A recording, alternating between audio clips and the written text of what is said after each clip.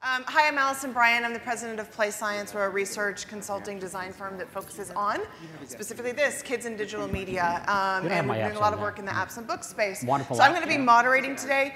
We have a actually, there's one that's not released.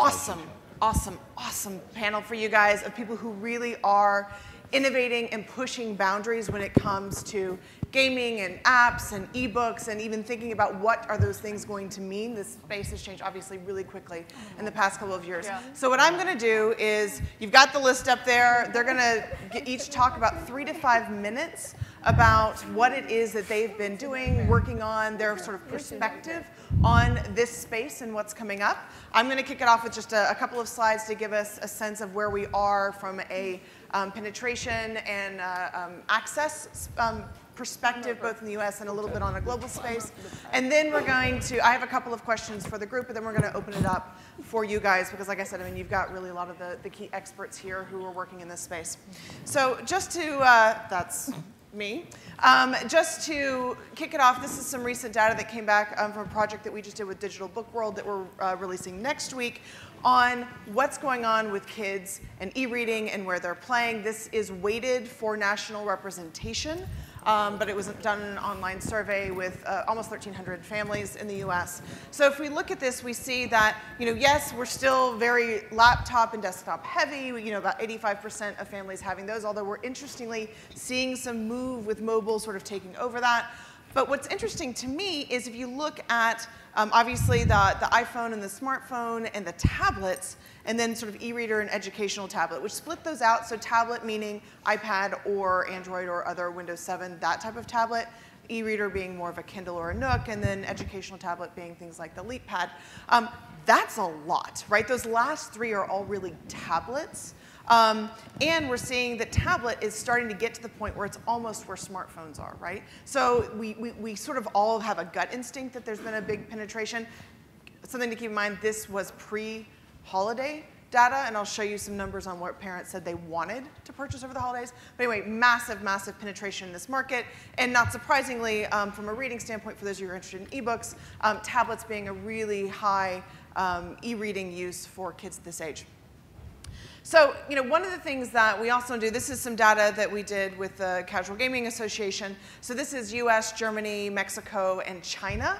We were trying to get a sense of what's happening in different regions and different kind of economies. And one of the things we're seeing is basically that if families have tablet devices, that those are starting, we're like 2 percentage points, which as we know, probably not even statistical significance, away from overtaking computers when it comes to casual gaming for tablets, right? And in fact, there's an age difference for the younger kids. We're seeing, and it says iPads, it should say tablets more generally, but younger kids, really that is their platform of preference. When you get to the older kids, we are still seeing, some consoles and some handhelds, but we are seeing a demographic shift very clearly, and this is across countries, right? So, and certainly in developing countries, we're seeing even more going straight to tablet. Apologies for if this is a little bit hard to read for you guys, but the key points here being, this was what parents said they wanted to buy this past holiday season. So this was data that was collected in November. And what you see is mobile in countries like China and Mexico is huge, right? We're talking about they are buying tablets, they're buying iPads. More traditional gaming systems like a Wii or an Xbox, we're seeing pretty heavy in some countries like Germany that tend to be a little bit more traditional in digital use, and the US is somewhere in the middle. So huge future, bright future for mobile devices, and now I'm going to turn it over to Daren to talk about what they've been doing in this space. I'm Daren Carstens, and I'm going to show something on my in the connection over here. I've been doing educational stuff for about over 20 years. I started in textbook, and I've moved into developing things for the iPad. I guess I represent the little guy. I represent that 2-person, 1-person. In my case, I'm a stay-home dad, so it's more like a half-person shop. But what I like with things like this is when people show what they're doing and what their thinking is behind. So I'm going to just try to share a couple things that I try to do. This app here is called Math Doodles. And one of the things I try to do is try to let the kids have evidence that there's a human being that actually creates these things. And in this case, there's an author. And I think I'd like to see more authors in this space, because an author tells kids that there's a person who actually cares about the thing that you're about to learn. There's someone who likes doing this kind of stuff. And one of the ways I like showing that, I have activities here. I have a fourth activity I didn't finish. So I put it in as a note to the kids saying, here's something I'm currently working on. It's kind of in a sketch mode. It's actually playable. You could kind of go in and try to do it. My favorite part in here is if you look, I actually put a typo in there on purpose. But once again, that's just to have it set so they know that there's a person here. The other thing is I really want to show a passion for mathematics. Too many times I come across people that, I had someone come to me and said their goal was to make mathematics a little more bearable. And I would say that person needs to learn how to love mathematics before they try to teach it to kids. So how I try to do that is if you look in the background of this main view, up in this corner here I have just kind of cool math ideas, and I have little math quotes on the side over here. Down the bottom I have who are different people that do math. So those are all things that are just in the background just to kind of give that sense of there's someone passionate about it. I'm going to go into one of the activities real quick. One of my other pet peeves is when people say, the great thing about an app is that the kids are learning math and they don't even know it. That's not cool, right? Math and learning is something we should be celebrating, right? It isn't a good idea if kids don't know that's what they're doing. So what I try to do with my stuff is I try to celebrate the fact that we're learning. Math is the bell and whistles of my apps. I try to make it so it's right there and obvious. If you look at my start button here, it used to say start. I started getting reviews that they don't even know they're doing math. All my start buttons now actually say do math. One of the other things I like to try to do is give control to the kids. A lot of times people are trying to gamify the things that they're doing. Problem is, a lot of the techniques in gamification, the purpose of them, I don't think are appropriate for children, right? You're usually trying to manipulate people. You're trying to fool people. You're trying to disguise their learning. You're trying to control how they're going to go through it. I try to turn as much of that over to the kids as I can. So they can get to any activity. They can change how they want to do it, whether they want to race or to be in solve mode. They could change it to easy or hard. If they want, they could do dice. They could do fingers. I have all these different options. They don't have to level up. If they want to do Chinese, they could just click on Chinese, and they could go ahead and do Chinese. I'm not going to do Chinese. I'm going to do the simple one. And I'll just show you how one of these activities works. This one, it's called Sum Stacker. And the idea is to simply create the different sums. What you just saw there was just a little bit of feedback I like to call happy dance. And it's just a simple nod that suggests you got this right. You don't need zombies, I don't think, coming to attack you. I also like the idea that kids can kind of go at their own space. They can think about creating their own strategies, how they want to approach it. I try to set up my activities so that there are multiple ways, multiple solutions, multiple ways that kids can kind of access this. And I'm going to go really quick here. Finish up. You see I'm just getting the smiley faces. I get 1 minute, I'll finish this set. I used to have a game over in here. And someone said, I don't like that. And I said, you're right, I don't like that either. So this is what I have now. It just says mathematically enjoyable. And there are different ones that come in here. And once again, I just want kids to think about mathematics in these different ways. And that's basically what I've got.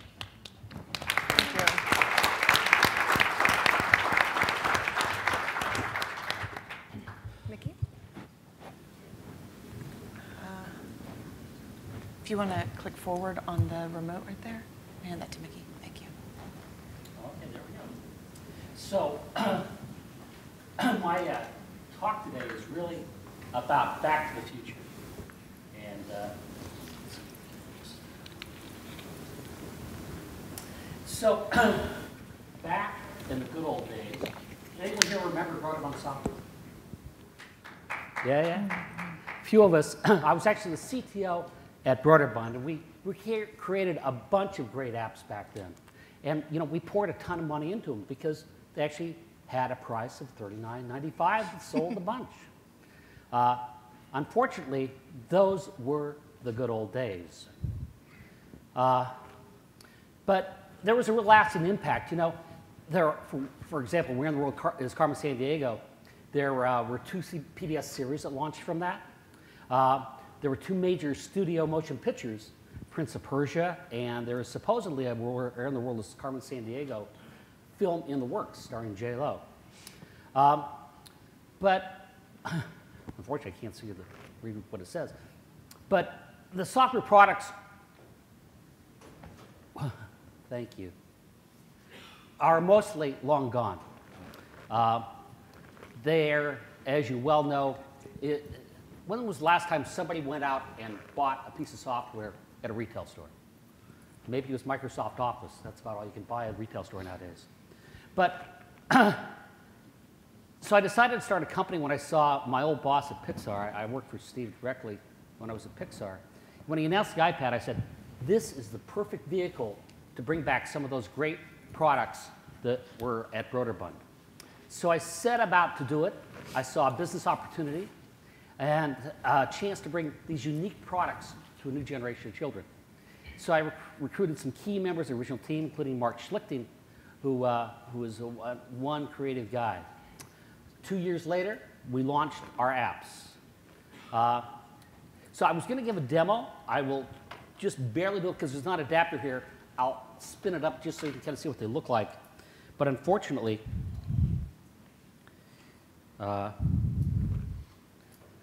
there's no adapter for the iPad here. Adapter. It says you're turning our timer into a living book. So which one you want to show? Well, actually, it's one you don't have. Oh. It's tortoise in the hair, but I'm going to show you one of the key features of it. So we've implemented, new ways to take and interact with it with a slider. But more importantly, we've also integrated a bunch of immediate language changing. This particular version I have here, which is not for sale, it's for demonstration, has English, it has Spanish, it has Japanese. We'll just try the Japanese version.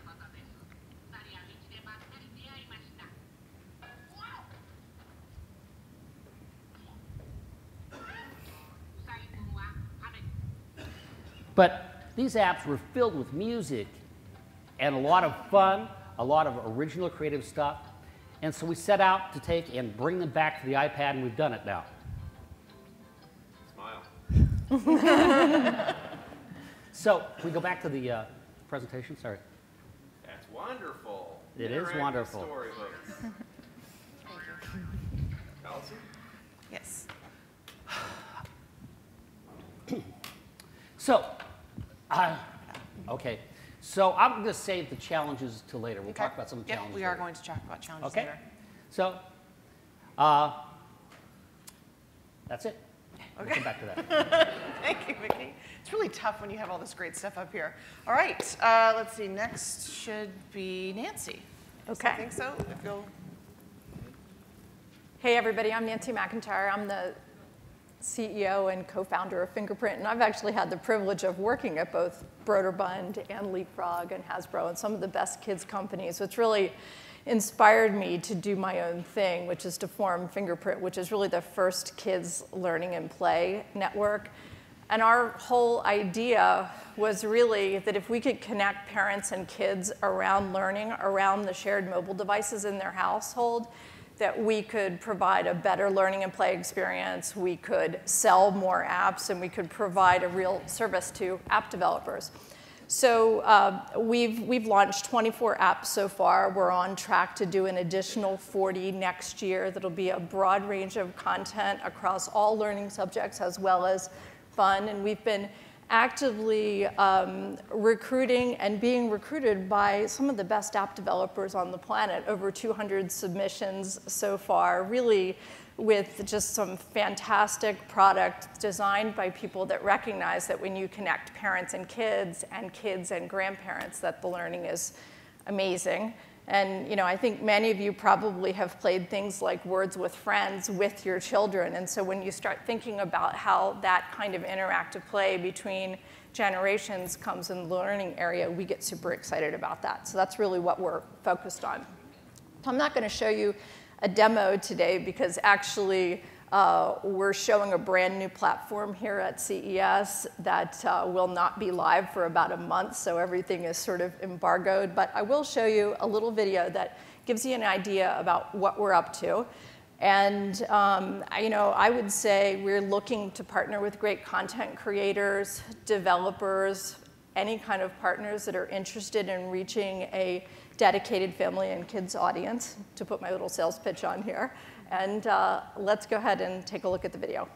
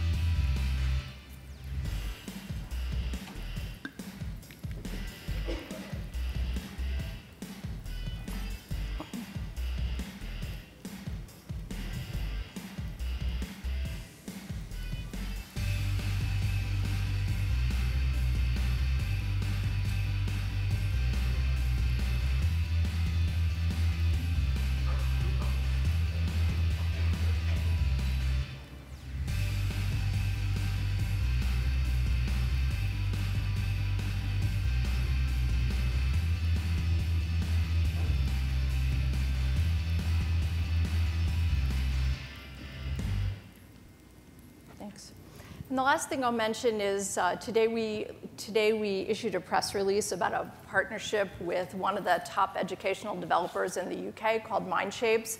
They've created a world of books called Magic Town, and will now for the first time be bringing some of their content into an all-new format of app called an episode. We'll launch 5 of those on the Fingerprint network this year, and look for that very soon. Thank you, Nancy. Dani? Hi. Okay, let's see. Hi, I'm Dani Nadel, and I'm the Chief Digital Marketing Officer at Scholastic in the Clubs and E-commerce group. And I'm thrilled to be here with you today to share with you, give you a glimpse actually into how Scholastic is using the digital space to build reading confidence both in the classroom and at home with children. Scholastic's been around for, let me go here. Scholastic's been around for over 90 years. And while reading systems and tools have changed over that period of time, our mission has remained the same, which is to help kids learn to read and love to read. And we started in 2009 building learning apps to help further this mission in the digital space. The one I want to just touch on today is Storia, and I'm going to do this in a really abbreviated fashion because I have 3 minutes, I was just told. So, Storia. I'm going to give you the headlines, and I'm going to go quickly to a video. Storia is our new, free, fun and interactive educational e-reading app and e-book store that we designed specifically for kids. A few fun facts. Storia is the teacher-recommended e-reading app for kids. 99% of the teachers we surveyed suggested that they would recommend Storia to encourage kids to read more. And we know that when kids read more, they read better. Very quickly, we have over 2,500 titles in the store right now. That is growing every day. Our editor's out talking to publishers and in Scholastic getting our own titles to curate the best quality content, series, and characters that you hopefully know. Many of us should know. And we just included Wimpy Kid, which we're very excited about the past few months. We have interactive learning features as part of the app, everything from a tablet built-in dictionary that's age appropriate to enrichments, as well as an audio read aloud and natural voice.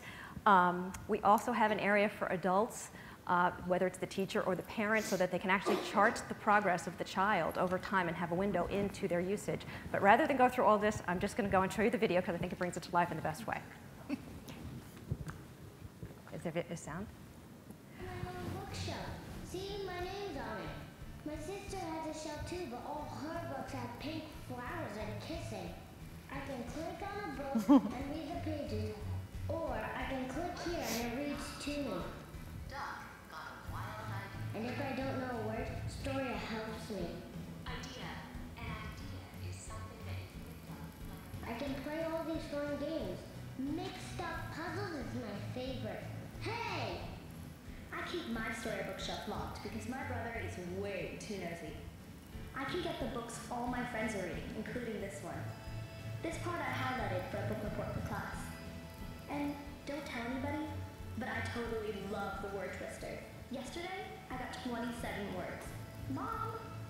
I heard about Storia ebooks from Kyle's teacher. It makes it so much easier to get Kyle to do his 20 minutes of reading every night. I just buy the ebooks, and they automatically show up in the app. Then, I can assign them to my kids' individual bookshelves. And with the reading reports, I can also see how many books my kids have read, and also what words they clicked on in the dictionary. I try to bring those words up into conversation around the dinner table. I'm amazed at what an important tool Storia has become in my classroom. It's a great way for me to introduce ebooks to my students. And I can use my bonus points from book clubs to build an e-library they can all share.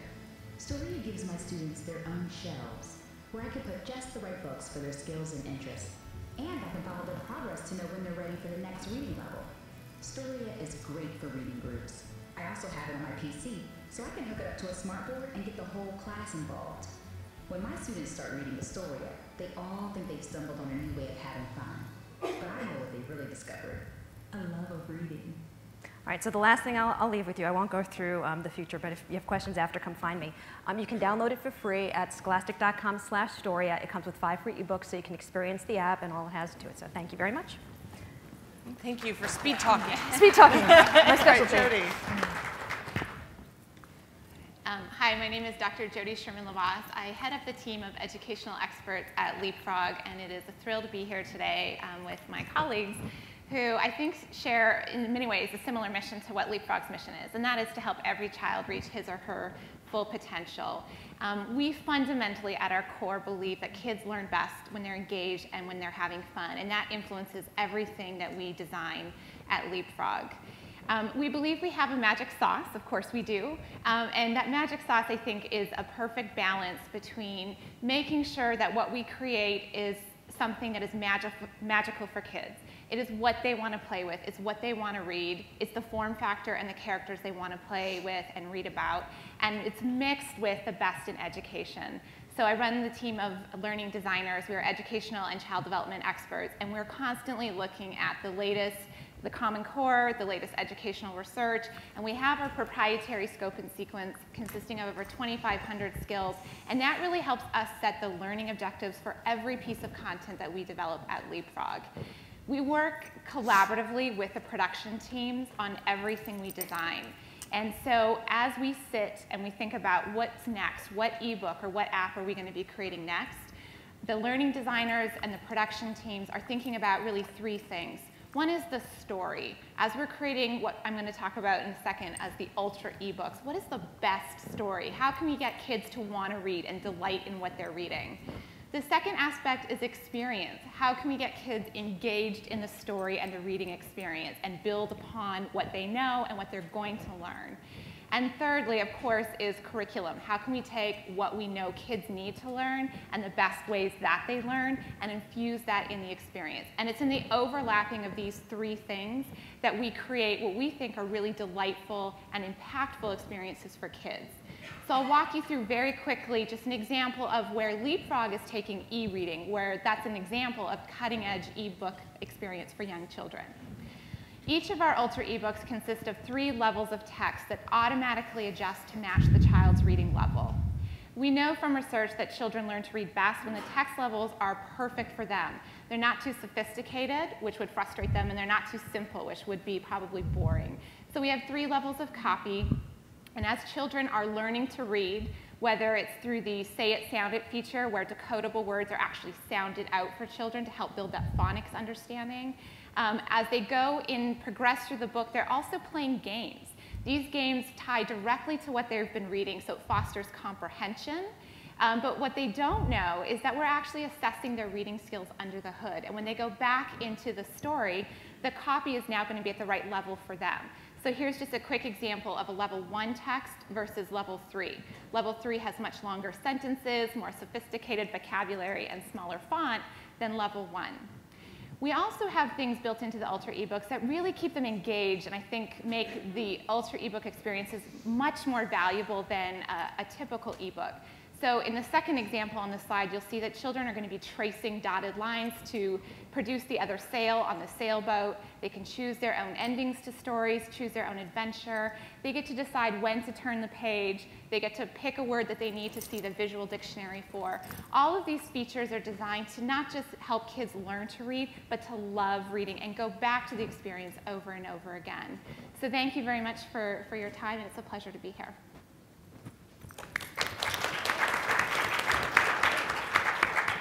Unfortunately, I think that, are we out of time? Somebody? Yeah, that's what I thought. Okay, so unfortunately, that's what happens when you have this many people on a panel, but please make sure that you find these folks and ask them questions and get their expertise. Thank you guys very much.